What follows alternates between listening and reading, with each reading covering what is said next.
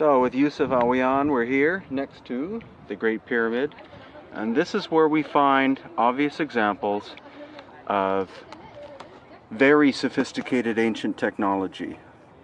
Because here, if you look really carefully, you see these vertical lines going down along the stone.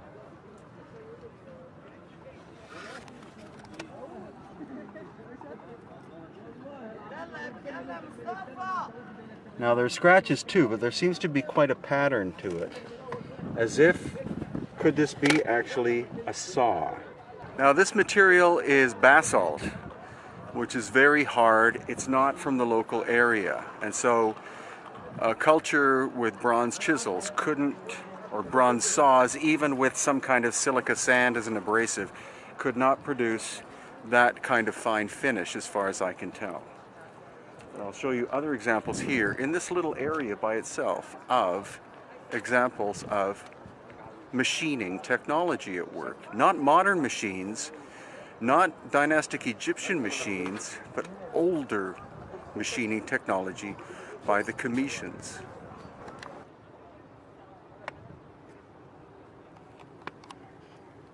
Now that, for example, you can see that's the end of where there was a saw cut of some kind, and this piece broke off.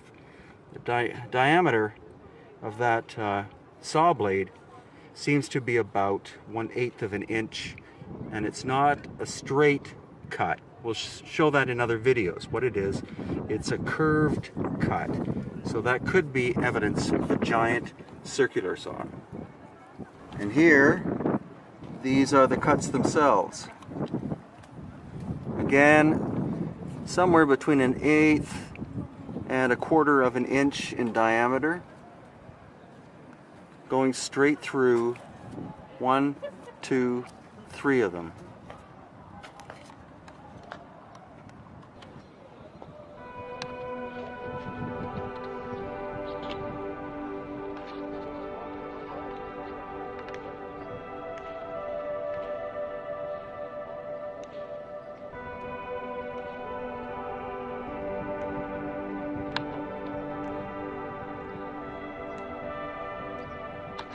Through the unfinished pieces especially.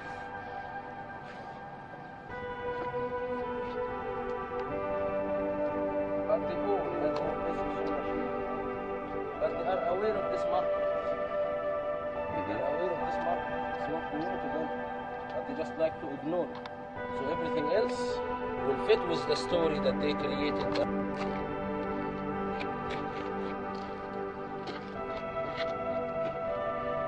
The sewer system was made to get rid.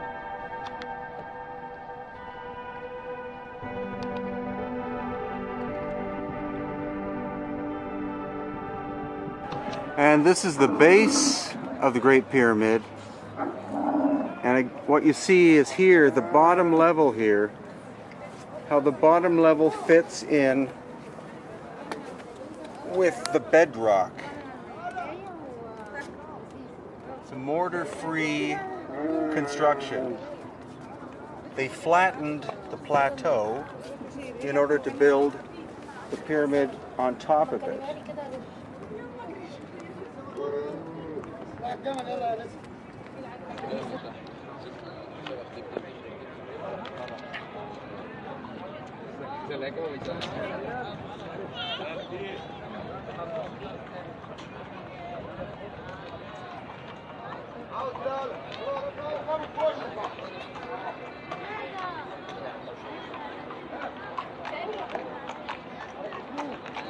So again, here's the original external casing stone of the Great Pyramid. And look how tight the fit of that stone is.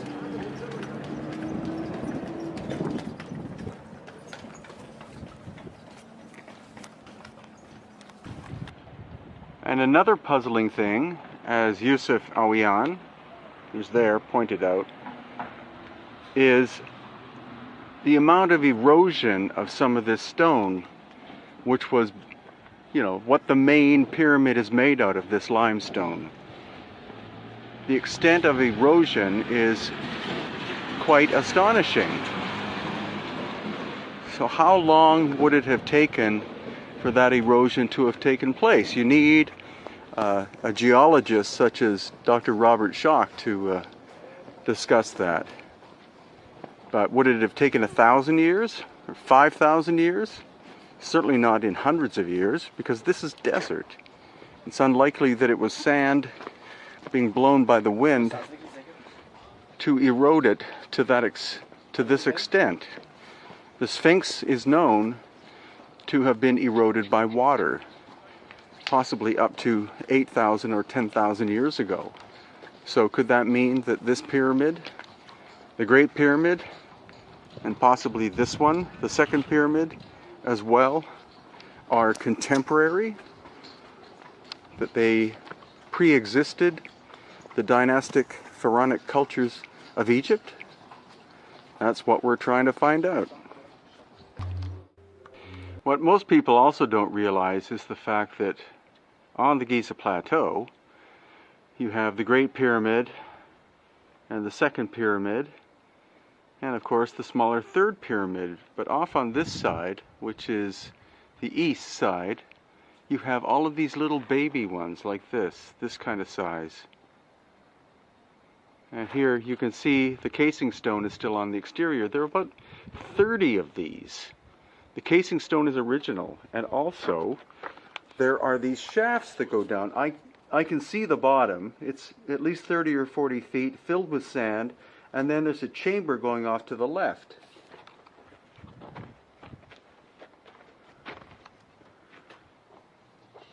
And this one as well. It's deeper, with chambers going off at what is now the bottom. So really, you don't build shafts for burying people. If the shafts are there, you could use them for burying people. Here's the shaft in the center of one of these baby ones. But it makes more sense that the shaft system, the tunnel system, was part of a giant water network that literally ran and still runs under the Giza Plateau. They in fact have massive pumps right near the front entrance of the Giza Plateau, and they're constantly pumping water out of it to this very day.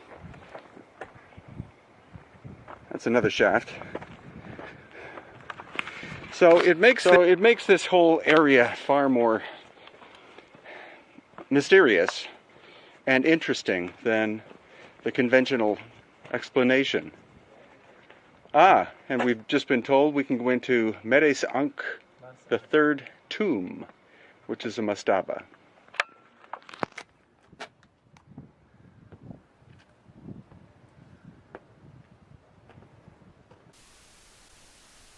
So we're actually under the surface of the Giza Plateau. The Giza Plateau being famous for the three great pyramids, and what Yusuf Awiyan is showing me is a series of layers of tunnels and shafts that have incredible resonance.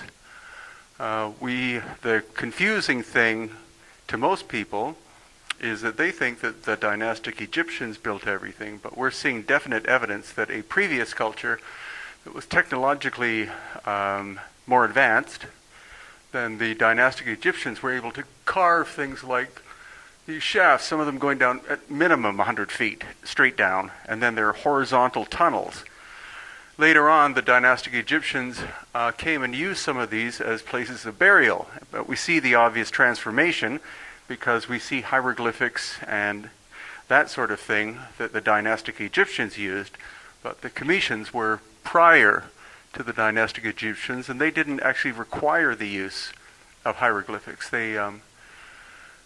It's something similar that we see in Peru in the oldest and most advanced cultures. You don't see art. You see form and function. You see beautiful surfaces, incredible technological achievement, but you don't see artistry and drawings and paintings, or even the need to put writing on the walls. It was either an oral tradition or even more advanced than that. It may have been that the initiates were in fact telepathic, and that the knowledge you wouldn't bother carving somewhere, it would simply be passed from one who had the knowledge to one who was of the level to use the knowledge, not for the general public.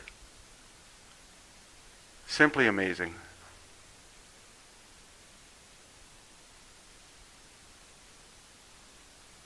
So it's not just what's on the Giza Plateau, as in the Menkaure Pyramid in the background, and these outcrops of limestone that have been shaped and were once cased in limestone, but it's what's under Giza which is as yet not understood well whatsoever. It's the series of caves and tunnels that go in.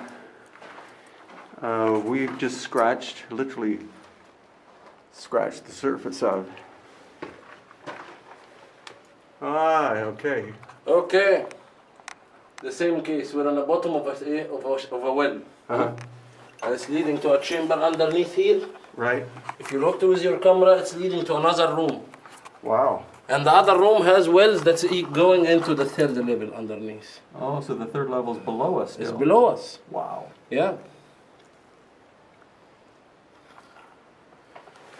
So we took it from above. Right. We saw the shafts. Uh-huh. From the first to the second, from the second to the third, and here from the third and going down. Uh-huh. They locked the other room recently. Wow. But if we can sneak through here, we can see it. Mm-hmm. What do you want to do? That's okay. Okay. I think it's tea time. Okay. But we can still look at it from the bars here. Okay.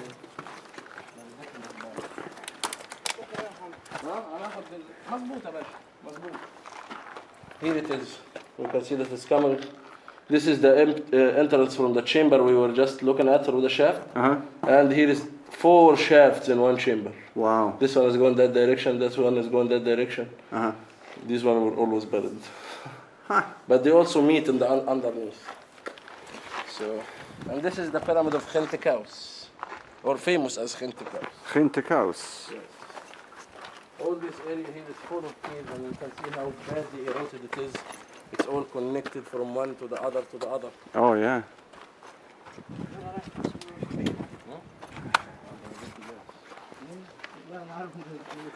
So again, this is a good example of where you can see that this is this little pyramid is bedrock. And you see where the indentations are. That's where the casing stone would have been inset. No sugar, please. No sugar at all? Yeah. But the casing stone not only went on the surface in the pyramid shape, but it locked into the limestone, making an incredibly strong structure. Because prior to the dynastic times, these pyramids at Giza were used for vibratory function, possible power production, as odd as it sounds. You needed to have a hyper-tight building. It wasn't done for an egotistical pharaoh who said, give me perfection. The pharaohs never built these. They inherited them. This here contained the writings of Khentikaus here, and you can see it's not as... The writings was also added. But the important thing is the remaining 2 pieces of stone from granite and the figure in it that reminds us with the shape of the false doors as well. Oh, yeah. This is of course the marking of the machining, because someone wanted to take a piece from this to make it a millstone. Right. So this is where we see the original interior of this little pyramid, and this very curious material in between the pyramid itself, the core of the pyramid, and the casing stone here. It's in a direct line, seemingly, between casing stone and the pyramid itself. And this limestone is full of fossils. That's a fossil of a clamshell, and so much crystalline content, it glistens. So just to give you an indication of where we are, this is the so-called Great Pyramid. Here we have the second pyramid and the third pyramid. I no longer refer to them as Menkaure and Khafre and Khufu because just because they were named after those pharaohs doesn't mean that those pharaohs had them constructed. These are most likely much, much older than the pharaonic Egyptians. The more that we travel through the land, especially with the guidance of Yusuf Awiyan here, the more insights we're getting, which you can't find in any possible book.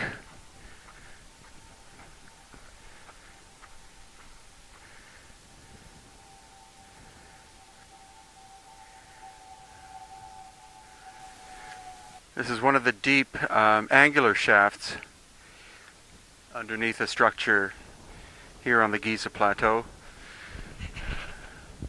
Great Pyramid over there. Incredibly eroded pillars of limestone. And then a false door that clearly has been put to, it would seem to block an ancient entrance.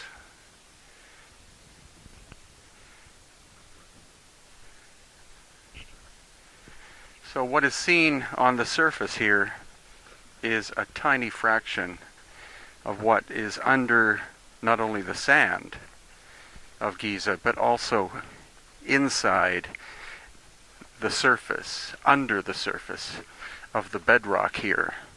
Tunnels going at least 3 levels down.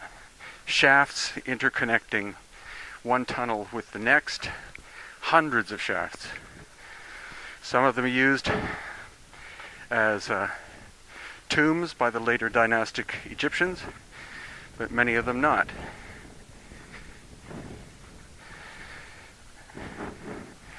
So what we, I think, are quite clearly showing you is the antiquity of this area predates common scholarship. And another good point is that people talk about the casing stones of the pyramids being torn off by later cultures for the construction of buildings in Cairo, etc. But if you look at this one, which is the middle pyramid, it's actually quite possible that a massive catastrophic event, such as an earthquake, or series of earthquakes, etc., such as those which are said to have happened at the end of the Ice Age, about 12,000 years ago, may have literally caused most of the casing stones on this one, almost all of the ones on this one, and most of them on that one, to literally shake loose, or at least become so unstable that later cultures could easily come and use this site as a massive quarry. It would have been phenomenally difficult to pry the casing stones off the pyramid itself because they are three-dimensionally, or were three-dimensionally interconnected with the core of the pyramid. They weren't simply glued on top. So even the term casing stone isn't right. It's a three-dimensional matrix of a smooth polished surface over top. In the case of that one, 2.3 million blocks of stone, some of them weighing, and I'm being conservative, in excess of tens of tons. Back paws of the famous Sphinx on the Giza Plateau. And the story of its age has been controversial for a long time, but we have geological evidence, as in geologists' professional opinions, about when the initial carving would have been done. So what you're looking at behind me, of course, is the erosion. This is limestone, probably an ancient seabed. And the erosion, you would think, would have been the result of wind, blowing sand over the course of, say, a few thousand years to do that. But Dr. Robert Schoch of Boston University, who is an expert on the weathering of stone, has stated for many years that this is the result of precipitation. This weathering is from water. So as you can see, it's a desert now, but 8,000 to 10,000 years ago, it was savanna, it was grasslands, maybe even tropical. So this weathering means that this was actually carved out, that this work was done at least 8 to 10,000 years ago, and that dates the Sphinx at being 8 to 10,000 years old, several thousand years older than the dynastic pharaonic culture of Egypt. As you can see, the weathering on the body is much greater than the weathering on the head, and basically only the head has been exposed for any significant amount of time. Usually the body has been covered in sand. So how can you explain that the body is more heavily eroded than the head is? And really the only logical explanation for that is the fact that the head has been recarved at least once, if not many times, because the proportions are way off. The body of the Sphinx, including the tail, the feet, and the torso, etc., are in reasonably good proportion with one another, but the head is much, much smaller. So based on scientific evidence of Dr. Robert Schoch and supposedly at least 200 other geologists from around the world, the weathering of the Sphinx and the weathering of the Sphinx enclosure is the result of water weathering, and that could only have happened at least 8, maybe 10,000 years ago. And that dates the Sphinx at that age, because the Sphinx had to be cut out down into and open up to create this enclosure. It wasn't, as you can see, the Sphinx is not on the level normal ground, it's sunken down. And so these walls here, all of this was carved out in order to shape the Sphinx as we see it. And the other intriguing thing is that the Sphinx temple, which is in front of the Sphinx, is what is composed, or what where the stone from this area was used. And those stones are megalithic, multi-ton. So the people didn't simply carve the Sphinx out with primitive tools. They cut multi-ton blocks out, moved it or them all to the front, and created, supposedly, the Sphinx temple from that. That is a major engineering achievement, not something that a Bronze Age culture such as the dynastic Egyptians probably were capable of. But we realize that the Egyptians had brought megalithic pieces of limestone weighing more than 20 tons. This is the miracle, because in modern time we can't find such huge pieces. Yes, we have so many quarries of limestone, but to find big blocks like this and to manage to cut this megalithic piece nowadays, I think it is impossible. Maybe in granite, yes, we can do this, but in limestone, no, because limestone in the quarries, we can cut blocks like 5 tons maximum, okay, or 2 tons or 3 tons, but more than 20 tons, this is impossible, in my opinion. So, to encapsulate what has been said, as I walk past the tail of the Sphinx here, the body of the Sphinx was dug out of the bedrock. Only the head was exposed. Geologically, that's called a yardang. It was originally just a knob above the ground. But the carving of the Sphinx's body wasn't simply done by chipping away into the bedrock. Multi-ton blocks, and what Mohammed said, at least, or possibly as big as 20 tons, were removed, and the Sphinx temple was created from those blocks. And based on the weathering and erosion of the walls here, that was done by water, not by wind and sand.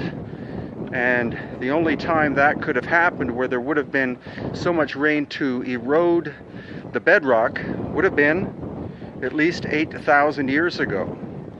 Now, as far back as the dynastic Egyptians go, the first dynastic Egyptian was believed to be a ruler about 3100, maybe 3200 BC. So we're talking roughly 5,000 years. So at a minimum, the Sphinx is 3,000 years older than the Egyptians. And therefore the question is, who made it? And who removed the multi-ton blocks to create the Sphinx temple? One answer is that they were called the Cometians.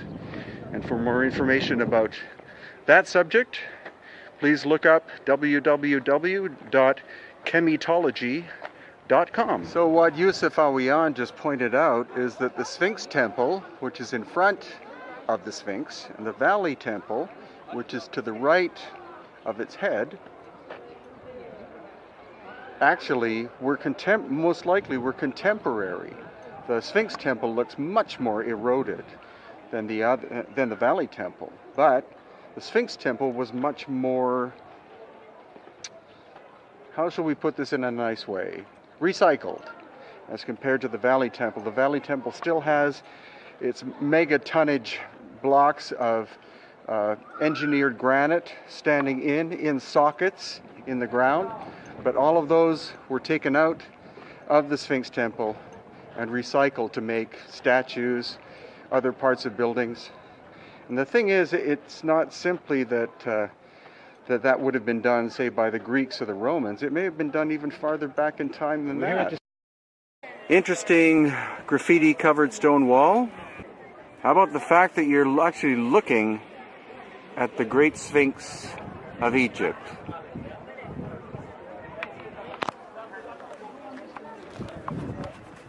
What we now know, thanks to the work of Dr. Robert Schoch, John Anthony West, Graham Hancock, and others, is the fact that the Sphinx has been shown to be older than any pharaoh, at least 2,000 or 3,000 years older than the first known pharaoh. So we're looking at a pre-dynastic, pre-pharaonic construction. This, of course, is repair work, and the Sphinx has been repaired over and over and over again. It's even been written that the Sphinx was being repaired during the time of Khufu and Khafre, the pharaohs supposedly responsible for the giant pyramids behind the Sphinx. But water erosion, as based on the work of Dr. Robert Schoch, as shown here in the Sphinx enclosure, it's water erosion that caused the necessity to repair the Sphinx. The head is not original. It was recarved at least once. And what most people don't know is that the Sphinx was originally simply the head exposed above the plane of sandstone. It was dug out to create the shape of the body, but it wasn't dug out with a bunch of adzes, shovels, and chisels. Cubes were taken out, giant cubes, which wound up being converted into the Sphinx Temple and possibly also the Valley Temple nearby.